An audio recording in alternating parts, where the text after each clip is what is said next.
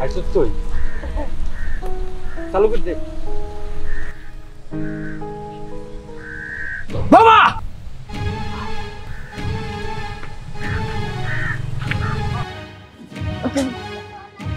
তোমার এত বড় সাহস, আমার চোখকে ফাঁকি দিয়ে তুমি রঙ্গুলি লাই নিতেছ?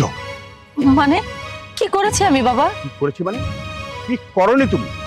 সানির মা আমাকে প্রায় বলতো বৌমা প্রতিদিন বাড়ি থেকে বের হয়ে যায়, কিন্তু আমি বিশ্বাস করতাম না।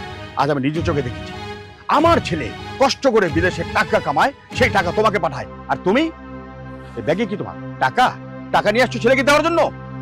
বাবা আপনার কোথাও ভুল হচ্ছে, আপনি আমার কথাটা শোনেন। চুপ করো বৌমা। দেখছো, আমি তো তোমার সবসময় বলতাম, কিন্তু আমার কথা বিশ্বাস করতা না। বৌমারা খুব বিশ্বাস করতা, আজকে তো হাতে না হাতে ধরাই দিলাম, সবই তো দেখলাম। এই তোমার কি লজ্জা শরম বলতে নাই? হ্যাঁ, তুমি কেমন মেয়ে?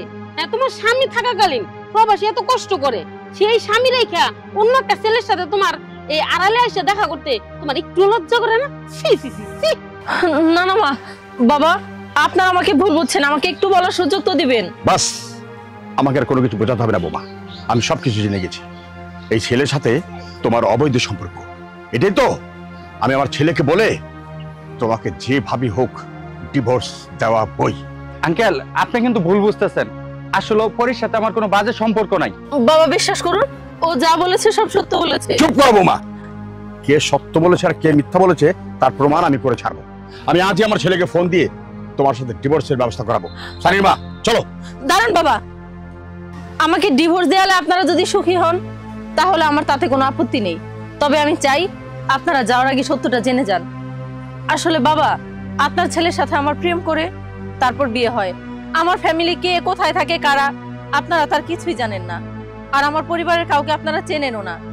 আর চেনেন না বলে আপনারা আজকেও একই ভুল করতে যাচ্ছিলেন।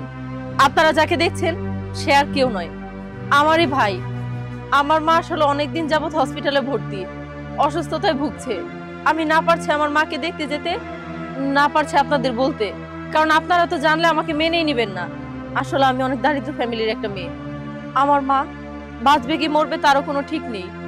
যেহেতু আমি আমার মায়ের কাছে শারীরিকভাবে যেতে পারছি না, তাই আমি আমার মায়ের জন্য 2 লক্ষ টাকা এনেছিলাম আমার ভাইকে দেওয়ার জন্য। জানি এটা আমি অন্যায় করেছি আপনাদের না বলে, কিন্তু এছাড়া আমার কিছুই করার ছিল না। শত হলেও উনি তো আমার মা, আমিও চাই আমার মা বেঁচে থাকুক, আমার ছায়া হয়ে থাকুক। বাবা, আমি অনেক বড় ভুল করেছি, কিন্তু বিশ্বাস করেন ও আর কেউ নয়, ও আমার আপন ভাই। এরপরেও যদি আপনাদের বিশ্বাস না হয় বা আমাকে খারাপ মনে হয়, তাহলে আপনার আপনার ছেলেকে দিয়ে আমাকে ডিভোর্স দেওয়াতে পারেন। আঙ্কেল বিশ্বাস করেন, আমার বোন এতক্ষণ যা বলছে সত্য বলছে। আমার মাটা হসপিটালে, আপনি না হলে একটু যাই দেখেন, আর টাকা যদি না হয় আমার মাটা বাঁচবে না আঙ্কেল। আমার বোনটা সংসারটা ভাগিয়ে রাখেন। ইয়ে বোমা, আসলে কথা হলো ভুল তুমি করনি, ভুল আমিই করেছি। আসলে মানুষের চোখের দেখা অনেক সময় ভুল হয়ে যায়। তোমার এত বড় একটা কাহিনী চলছে, তুমি আমাকে বলবে না?